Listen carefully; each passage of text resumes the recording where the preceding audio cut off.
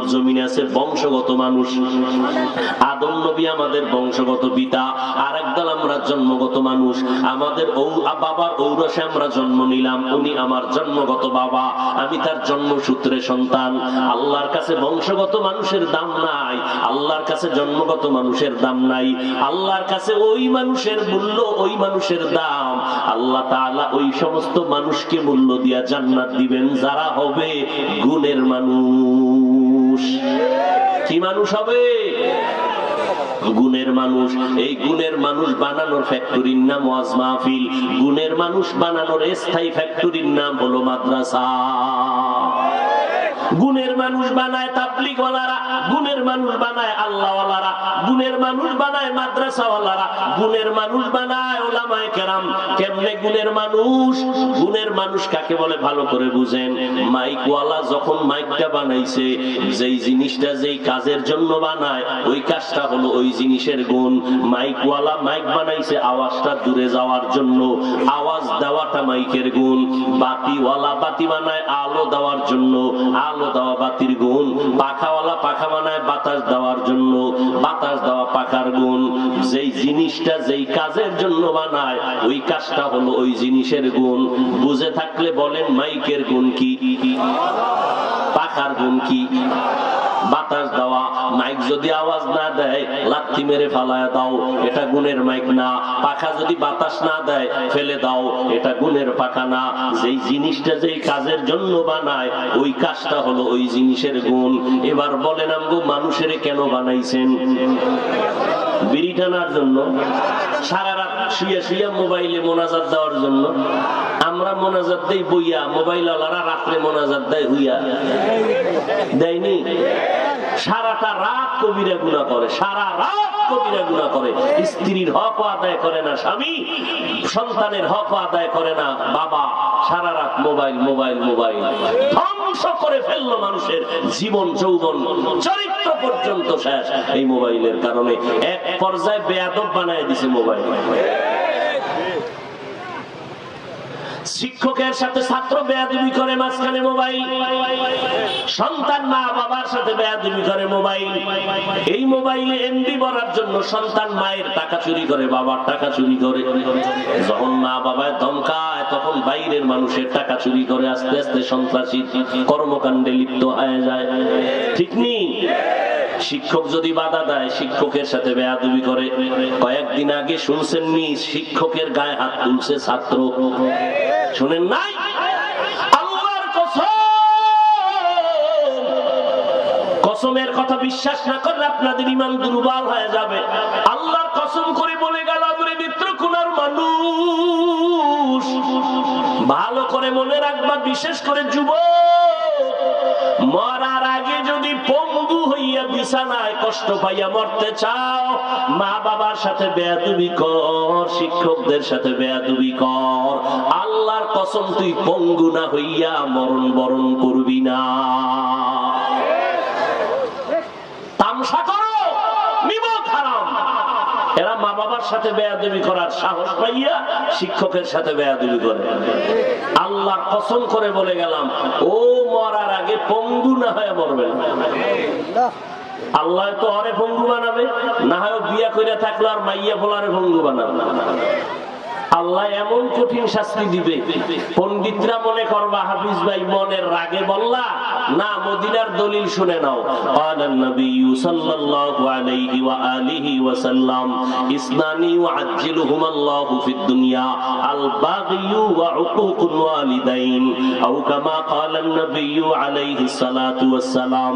পয়গম্বর বলেন, এই উম্মতেরা, দুইটা অপরাধ আছে দুনিয়াতে করলেই শাস্তি হবে মরার আগে। শাস্তি মরার পর না আগে? এক, যদি জুলুম করো মরার আগে শাস্তি। দুই, যদি মা বাবার সাথে বেয়াদবি করো মরার আগেই শাস্তি তোমার হবে। কঠিন থেকে কঠিন, আল্লাহ তোমাকে কঠিন শাস্তি দিবেন মরার আগে। ভাইয়ের সাথে জুলুম করেছো, গরিবের উপরে জুলুম করেছো, শিক্ষকের ইজ্জতের উপরে জুলুম করেছো। এই ফেসবুকে যারা মানুষের সম্মান নষ্ট করে এরাও জুলুম করে, ইজ্জত নষ্ট করে। এখানে আর একটা মজার পয়েন্ট আছে, ও বাবা যারা ওলামায়ে কেরামের বিরুদ্ধে লেখা লেখা সম্মান কমাইছো, তোমারে মাওলায়ও মাফ করবে না যদি বান্দা ক্ষমা না দেয়। বান্দার হক নষ্ট করেছো, মা বাবায় ক্ষমা না দিলে আল্লাহও ক্ষমা দিবেন না। ওস্তাদের সাথে বেয়াদবি করেছো, তার ইজ্জত নষ্ট করেছো, আল্লাহ ক্ষমা দিবেন না যদি ওস্তাদ তোমারে ক্ষমা না দেয়। তুমি যদি সারা রাত কান্দা আল্লাহর কাছে মাপ চাও, তোমার ক্ষমা নাই যতক্ষণ পর্যন্ত যার সাথে অন্যায় করেছো সে ক্ষমা না দেয়। বান্দার হক নষ্ট করেছো, জীবনে কি কামাই করেছো? মা বাবার বরদোয়া, ওস্তাদদের বরদোয়া, শিক্ষকদের বরদোয়া, মুরব্বীদের বরদোয়া, এই জীবন লইয়া দুনিয়াতে জন্ম নিয়েছো। জীবন ভর খালি বরদোয়াই কামাই করবা, কোন দোয়ার কাম করবা না, এটা একটা তোমার জীবন হলো। তোমারে দেখলেই সবাই বরদোয়া করে, আল্লাহ এটা মরে না কেন, এর উপরে বিপদ আসে না কেন? তোমার ব্যবহার চরিত্র এতটা খারাপ যে কেউ তোমাকে ভালো জানে না। এই তোমার জীবন, তুমি মানুষ। একটা এলাকার মুরব্বী তোমাকে ভালো জানে না, একজন আলেম তোমার নাম শুনলে সি সি করে, এটা তোমার জিন্দেগি? আল্লাহ হেদায়েত দান করুন। তওবা করলে সব মাফ, তওবা করলে সব মাফ। আত-তাইবু মিনাজ যামবি কামান লা যামবা লা, তওবাকারী বেগুনাহ মাসুম হয়ে যাবে। কই তওবারও তো চিন্তা নাই। মানুষ বানাইছেন কেন ভুলে গেছেন? ইবাদতের জন্য। মাইকলা মাইক বানাইছে আওয়াজ দেওয়ার জন্য, আওয়াজ দেওয়া মাইকের গুণ। মানুষ বানাইছেন ইবাদতের জন্য, ইবাদত করা মানুষের গুণ, ইবাদত করা মানুষের গুণ। এখন যে ইবাদতটা করবেন নিয়ম লাগবে না? মন গড়া করলেই হবে? নিয়ম জানতে হলে লাগবে কোরআন, কোরআন বুঝতে হলে লাগবে হাদিস, হাদিস কোরআন বুঝতে হলে লাগবে উলামায়ে কেরাম। আল্লাহ এদিকে ইঙ্গিত করে বলেন আর রহমান আল্লামাল কুরআন খালাকাল ইনসান। আমি আগে কোরআন শিখাইয়া গুণের মানুষ বানাইছি। যারা কোরআন অনুযায়ী আমল করবে, ইবাদত করবে, তারা গুণের মানুষ। উলামায়ে কেরামের কাছে যাইয়া কোরআন শিখা নিয়ম অনুযায়ী ইবাদত করবে, তারা গুণের মানুষ। এরা বিনা হিসাবে জান্নাতি। অতএব গুণের মানুষ হওয়ার জন্য, ইবাদত করার জন্য লাগবে কোরআন। আগে কোরআন শিখো, কোরআন বুঝো, তারপরে ইবাদতের লাইনে বুঝে শুনে ইবাদতের লাইনে আগাও। আল্লাহ এদিকে ইঙ্গিত করে বলেন আমি আগে কোরআন শিখাইয়া গুণের মানুষ বানাইছি। গুণের মানুষ বাম হাতে পানি পান করতে পারে না, কারণ এরা মদিনার আদর্শের গুণের মানুষ। গুণের মানুষ রাস্তায় হাঁটলে ডান দিক দিয়ে হাঁটবে, নজর নিচের দিকে রাখবে, কাউকে গালি দিবে না, গীবত করবে না। গুণের মানুষ কখনো খালি মাথায় বাথরুমে যাবে না। গুণের মানুষ আজান শুনলে বাহিরে যাবে না, মসজিদে গিয়ে নামাজ আদায় করবে। গুণের মানুষ হওয়ার জন্য উলামায়ে কেরামদের সোহবত ছাড়া কোনো রাস্তা নাই। এই জন্য আল্লাহ বলেন আগে কোরআন শিখাইছি, পরে গুণের মানুষ বানাইছি। মানুষ হইছে ঠিক, কিন্তু গুণের মানুষ হতে পারি না। এই গুণের মানুষ হতে হলে আল্লাহ তাআলার প্রিয় বান্দা যারা, এদের বন্ধু হইয়া আল্লাহর দ্বীন অনুযায়ী জীবনকে পরিচালনা করো। আল্লাহ কবুল করেন, তৌফিক দান করেন। রাজি আছেন ইনশাআল্লাহ? যারা মোটামুটি আমল টামল করেন, হাজী সাহেব, কত মা বাবা যে জাহান্নামে যাবে শুধু সন্তানের অপরাধের কারণে। নিজে নামাজ পড়ে ঠিক, সন্তান পড়ে কিনা খবর নাই। নিজে হালাল খায় ঠিক, সন্তান হালাল খায় কিনা খবর নাই।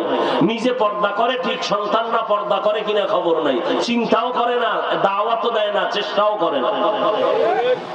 ইয়া আইয়ুহাল্লাযীনা আমানু কু আনফুসাকুম ওয়া আহলিকুম নারা।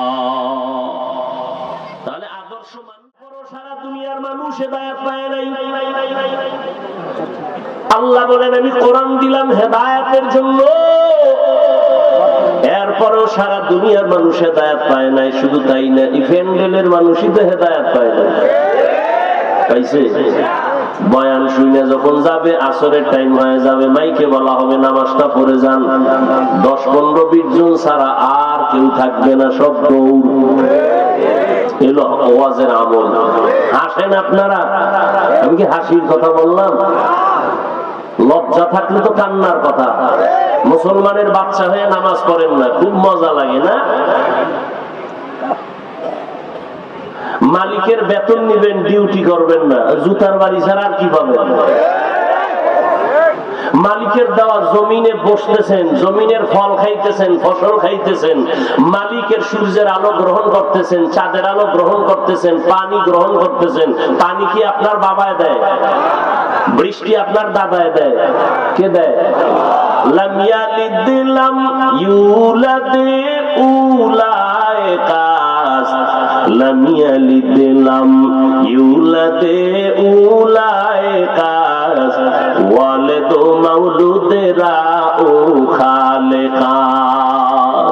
মালিকের বাতাস গ্রহণ করতেছেন, মালিকের পানি গ্রহণ করতেছেন, মালিকের বালু দিয়ে বিল্ডিং বানায় কত আরামে ঘুমাইতেছেন, মালিকের দেওয়া পাথর দিয়ে সিমেন্ট বানাইয়া ব্যবহার করতেছেন, সূর্যের আলো দিয়ে বান্দা সৌর বিদ্যুৎ বানাইয়া আবার পাবলিকের থেকে টাকা নিতেছেন। মালিকের কি দিছেন?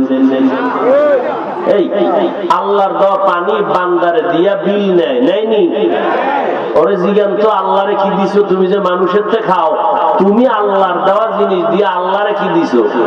একটা সেজদাও তো দিতে পারলে বুঝানো যাইতো সেজদা দিছো। মালিকের সব ভোগ করতেছো, কিন্তু কার পানি ব্যবহার করতেছো তারে চিনো না, কার সূর্যের আলো ব্যবহার করতেছো তারে চিনো না, তারে একবার চিনার চেষ্টাও করলা না। আল্লাহ তাআলা বলেন, আমি মানুষের পরিচয়ের জন্য, হেদায়েতের জন্য কোরআন দিলাম, নবী দিলাম, বাইতুল্লাহ দিলাম। এরে নবীর আশিক দুনিয়ার সবাই হেদায়েত পায় নাই। কারণটা কি? আল্লাহ তাআলা বলেন, আমি হেদায়েত দিলে পাবে, আমি হেদায়েত না দিলে পাবে না। মাইয়াহদিল্লাহু ফাহুয়াল মুহতাদ ওয়া মান ইউদ্লিল ফালান তাজিদা লাহু ওয়ালিয়াম মুরশিদা। আবার একদল নামাজ পড়ে নাই এক সাইড, আর একদল টাটকা নামাজি কিন্তু সুদ ছাড়ে না, নেত্রকোনা নাই। কি এর হাজী সাহেব, কি এর তাবলীগওয়ালা, কিসের পিসাবের মুরিদ? মাইয়া ভোলা বিয়ার সময় টের পাওয়া যায় ইমানের পার্সেন্ট কত। তলে তলে তলে তলে যৌতুক খায়, খায়নি? বিয়ার আগে বলে বিদেশ যাওয়ার ভিসা দিতে হবে, তাহলে মাইয়া নেওয়া যাবে। এরকম ডাকাত আছে না নাই? এরা জালেম। এই যৌতুকের সাথে যারা জড়িত এরা কি? এরা জালেম, এরা ডাকাত, এরা মানবতার শত্রু, এরা স্বাধীনতার শত্রু, এরা নারীদের পৃথিবীর নিকৃষ্ট দুশমন নারীদের জন্য। এরা আবার দেখবেন চাপাবাজি করে, ইসলাম নারীর অধিকার দেয় না, আমরা দিব। তো চাপাবাজ আছে না নেই? আল্লাহ পাক হেদায়েত দান করুন। যৌতুক নেওয়া হালাল না হারাম? দুনিয়ার সরকারের আইনও হারাম, আল্লাহর আইনও হারাম। এরপরও যৌতুক আছে না নাই? শান্তি আসবে কিভাবে? কিভাবে শান্তি আসবে? শান্তি দেওয়ার মালিক কে? আল্লাহ শান্তি দিবে আল্লাহর বিরোধিতা করলে। হ্যাঁ, এই যে সুদের সাথে জড়িত, ঘরে ঘরে ঘরে ঘরে সুদ আছে না নাই? আল্লাহ দুই দল মানুষের সাথে যুদ্ধ করার ঘোষণা দিয়েছেন। কয় দল? দুই দল। এক দলের কথা আছে কোরআনে, আর এক দলের কথা আছে বুখারী শরীফে। ইয়া আইয়ুহাল্লাযীনা আমানুত্তাকুল্লাহা ওয়া যারু মা বাকিয়া মিনার রিবা ইন কুনতুম মুমিনিন। এই মুমিনের দল, যদি তোমরা আল্লাহকে ভয় করো, সুদের থেকে নিজেকে বাঁচাও।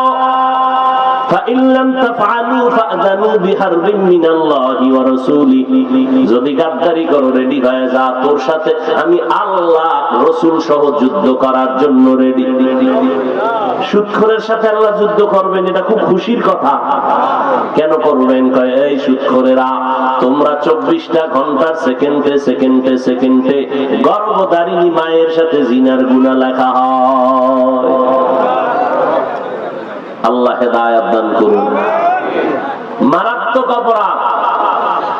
আর এক দলের ব্যাপারে আল্লাহ বলেন আমি যুদ্ধ করব, নবীকে জানায় দিয়া বলেন বুখারী শরীফের ভেতরে কালান নবী সাল্লাল্লাহু আলাইহি ওয়া আলিহি ওয়া সাল্লাম ফীমা ইয়ারবিহি আন রাব্বিহি আযযা ওয়া জাল্লা মান আদা লি ওয়ালিয়ান ফাকাদ আযানতুহু বিল হারব।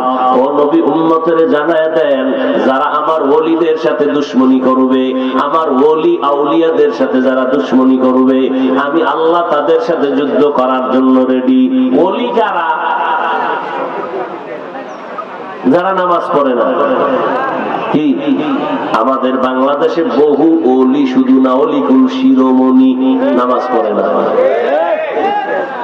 আল্লাহ তাআলা বলেন আউলিয়া ওলি আউলিয়াদের গুনাহগুণ কি হবে? আলা ইন্না আউলিয়া আল্লাহ লা খাউফুন আলাইহিম ওয়া লা হুম ইয়াহজানুন আল্লাযীনা আমানু ওয়া কানু ইয়াত্তাকুন।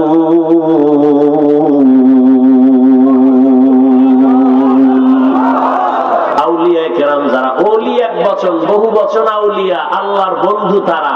আল্লাহর বন্ধু যারা হবে, ওলি হবে, আউলিয়া হবে, তাদের দুইটা গুণ কোরআনে বলে। এক নাম্বার গুণ হলো তারা সব সময় ঈমানটারে মজবুত নিয়ে রাখবে। দুই নাম্বার তারা আল্লাহকে ভয় করে গুনাহ থেকে নিজেরে বাঁচাইয়া রাখবে। বেশি বেশি তাসবিহ টানার নাম তাকওয়া না, বেশি বেশি নামাজ পড়ার নাম তাকওয়া না, বেশি বেশি তেলাওয়াত করার নাম তাকওয়া না। তাকওয়া হলো আল ইহতিরাজ আনিল মাসিয়া, গুনাহের থেকে বেঁচে থাকার নাম হলো তাকওয়া। আউলিয়া কেরাম যারা, তারা গুনাহ থেকে বেঁচে থাকবেন। এবার বুখারী শরীফে আল্লাহ কয়, নবী জানায় দেন হাদিসে কুদসি, যারা আমার ওলি তাদের সাথে যদি কেউ দুশমনি করে আমি আল্লাহ যুদ্ধ করব। নবী জানেননি ওলি কারা? তারা শুধু নামাজ পাঁচ বেলার পড়ে না, ফরজ ইবাদত করে না, বেশি বেশি বেশি বেশি নফল ইবাদত করে। আমি আল্লাহর মহব্বতের নজর তাদের দিকে আলাদাভাবে পড়ে যায়। আমি আল্লাহ তাদেরকে আলাদা পাওয়ার দেই। আলাদা পাওয়ার নাম হলো ফুরকান। ওই ফুরকানের মাধ্যমে তারা হকের উপরে অটল অবিচল থাকে। ক্বালান নবী সাল্লাল্লাহু আলাইহি ওয়া আলিহি ওয়া সাল্লাম লান তাজতামিআ উম্মতি আলা দালালাতি আবাদা। পয়গম্বর বলেন দুনিয়ার সব যদি গোমরাহ হয়ে যায়, একটা দল হকের উপরে থাকবে, তারা কখনো গোমরাহ হবে না। তারা কারা হবে? নবী ভিন্ন হাদিসের মধ্যে বলেন মা আনা আলাইহি ওয়া আসহাবি, যারা আমি মুহাম্মদেরও মানে, আমার সাহাবায়ে কেরামদেরও মানে। আমি মুহাম্মদকে মানে বললেই তো হতো, সাহাবায়ে কেরামদেরকে মানিয়েও চলে, কথা কেন বললেন? বর্তমান সমাজে সাবধান, যারা বলে মুহাম্মদের মানি আর সাহাবায়ে কেরামদের মানে না, এরা জমিনের মধ্যে বড় ভণ্ড। সাহাবায়ে কেরামের বিরোধী শক্তি বাংলাদেশ দুনিয়াতে আছে না নাই? সাহাবায়ে কেরামের বিরুদ্ধে ইশারা ইঙ্গিতে যদি কেউ লেখালেখি করে, কেউ বলা বলি করে, তারা ভণ্ড, তারা বাতিল। সন্দেহ আছে কোনো? আল্লাহর নবী হেদায়েতের জন্য মক্কা নগরীতে আসলেন, এমন এক আদর্শ দিলেন, মক্কার চূড়ান্ত নিকৃষ্ট চরিত্রহীন মানুষগুলো দামি হয়ে গেল। আল্লাহ আসমান থেকে ফয়সালা দিয়া বলেন, নবী অমুক অমুক ব্যক্তির নামে জান্নাতের টিকিট দিয়া দিলাম, জিন্দা হালাতে আমি আল্লাহ জান্নাতের সুসংবাদ দিয়া দিলাম। এরে নবীর উম্মতের দল, 40 বছর আমার নবী কারো কাছে যান না, কালেমার কথা বলেন না, নামাজের দাওয়াত দেন না। আল্লাহর নবী বাইতুল্লাহ একটু দূরে হেরা পাহাড়ের চূড়ায় উঠিয়া আল্লাহর নবী সপ্তাহে সপ্তাহ ধ্যানে সময় কাটাইতেন, আল্লাহর ধ্যানে। কোথায় কোথায়? আরে ভাই কোথায় কোথায়? ঔষধ দিতেছে, ঔষধ খেয়াল করেন কোথায়। এবার আমাকে জবাব দেন যারা জানেন, খুব কঠিন ভাবে জবাব দেন। বাইতুল্লাহর দাম বেশি না হেরা গুহার দাম বেশি? এটা কইতো চিন্তা লাগবো। বাইতুল্লাহর দাম বেশি না হেরা গুহার দাম বেশি? বাইতুল্লাহর, কোনো সন্দেহ নাই। বাইতুল্লাহ বাদ দিয়ে রাসূল হেরা গুহায় গেলেন কেন? এই জবাব যদি আমাদের দেশের মৌলবীরা জানে, কোনদিন আল্লাহ ওয়ালাদের খানকার বিরুদ্ধে কথা বলবে না। এজন্য আমি বলি, যারা বলে ওলি মানি না, পীর মানি না, আউলিয়া মানি না, আল্লাহর কসম, আল্লাহর কসম, আল্লাহর কসম, তারা ভণ্ড। তারা কোরআন শরীফও মানে না, তারা বুখারী শরীফও মানে না। আবার কিছু কপাল পরা আছে, আমার মা বাবা বড় পীর, আবার পীরের কাছে যাব কেন? সাহাবায়ে কেরাম ওই যুগে নবীর কাছে গেছেন, কলব সোজা হয়ে গেছে। সাহাবাদের কাছে তাবিঈনরা গেছেন, কলব সোজা হয়ে গেছে। তাবিঈনদের কাছে তবে তাবিঈন গেছেন, কলব সোজা হয়ে গেছে। ওলামায়ে কেরামদের কাছে উম্মত যাবে, কলব সোজা হয়ে যাবে। এইবার আমি নগদ একটা প্রমাণ আপনাদের থেকে নেই। এই 1.5-2 ঘন্টা আপনারা যে বয়ান শুনছেন, আল্লাহকে সাক্ষী রেখে মিথ্যা কথা বলবেন না। 1.5-2 ঘন্টা বয়ানে ওলামায়ে কেরামদের কথায় আপনার অন্তরে কি একটু ধাক্কা লাগে নাই? আল্লাহকে সাক্ষী রেখে বলেন, লাগছে? 2 ঘন্টার বয়ানে যদি আলেমের কথায় অন্তরে ধাক্কা লাগে, ওই আলেমের পিছু যদি বছরকে বছর কাটান, আপনি তো জান্নাতি হইয়া কবরে যাবেন। এই কথা বুঝাইতে আর বুঝতে এত টাইম লাগে? মুনাফিক কিছু মৌলবীরা এই আউলিয়া কেরামদের বিরোধিতা করে। আমি সারা বাংলাদেশে বলি, যারা বলে আমরা পীর মুরিদি মানি না, ওলিয়া উলিয়া মানি না, তারা কোরআন মানে না, হাদিস মানে না, তারা ভণ্ড। এদেরকে যারা ভণ্ড বলবে না, তারাও ভণ্ড। রাহমাতুল লিল আলামিন 40 বছর হেরা গুহার ভেতরে আল্লাহর ধ্যানে সময় কাটান। সপ্তাহে সপ্তাহ ফিরে আসেন না। ওই সময় আমার নবী সহধর্মিনী আম্মা জান খাদিজা রাদিয়াল্লাহু আনহা নবীর জন্য একা একা গিয়া নাস্তা নিয়ে ওই পাহাড় বেয়ে বেয়ে নবীর সামনে পৌঁছায় দিতেন। আম্মা জান খাদিজা নাস্তা নিয়ে হাজির হয়ে যেতেন। 40 বছর পেরিয়ে যাওয়ার পরে আল্লাহ কোরআন দিলেন। নবীর এবার দায়িত্ব এসে গেল। প্রথম দায়িত্ব উম্মতের কোরআন তেলাওয়াত শোনাবেন। নবী কোরআন তেলাওয়াত শুনাইতেছেন আর এক আল্লাহর ইবাদতের কথা বলতেছেন। এক আল্লাহর ইবাদত করো, তাওহীদের উপর ঈমান মজবুত করো। ইয়া আইয়ুহান নাস উ'বুদু রাব্বাকুমুল্লাযী খালাকাকুম ওয়াল্লাযীনা মিন ক্বাবলিকুম লাআল্লাকুম তাত্তাকুন। রবের ইবাদত করো। আবার নবী বলেন রহমানের ইবাদত করো। মুশরিকরা বারবার আটকানোর জন্য প্রশ্ন করে, নবীরে আটকাইতে চায়। আল্লাহ বলেন আমি নবীরে আটকাইতে দিব না, কারণ আমি আল্লাহ যার সম্মান দিব কেউ তারে অসম্মান করতে পারবে না। নবীরে প্রশ্ন করে, আব্দুল্লাহর সন্তান, একবার তুমি বলো আল্লাহর ইবাদত করো, আবার বলো রহমানের ইবাদত করো। বারবার বলো, তাহলে তুমি রহমান আর একজন, আল্লাহ আর একজন নাকি? বলে না না। তো বলো রহমানের পরিচয় মানির রহমান। আল্লাহ রহমানের পরিচয় দিয়া বলেন আর রহমান, রহমান হলেন তিনি আল্লামাল কোরআন, কোরআন শিখাইলেন যিনি। খালাকাল ইনসান, রহমান হলেন তিনি মানুষ বানাইলেন যিনি। আমরা দেখি না আল্লাহ যেভাবে বলছেন তার উল্টাটাই হলো আমরা দুনিয়াতে আগে আসছি, আল্লাহ আমরা আগে বানাইছেন, পরে কোরআন শিখাইছেন। আমরা দুনিয়াতে এসে বড় হইয়া কোরআন শিখছি।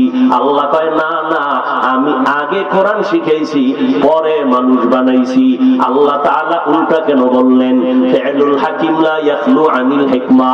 হাকিমের কাজ হিকমত থেকে খালি না, জ্ঞানীদের কাজ জ্ঞান থেকে শূন্য না। আল্লাহ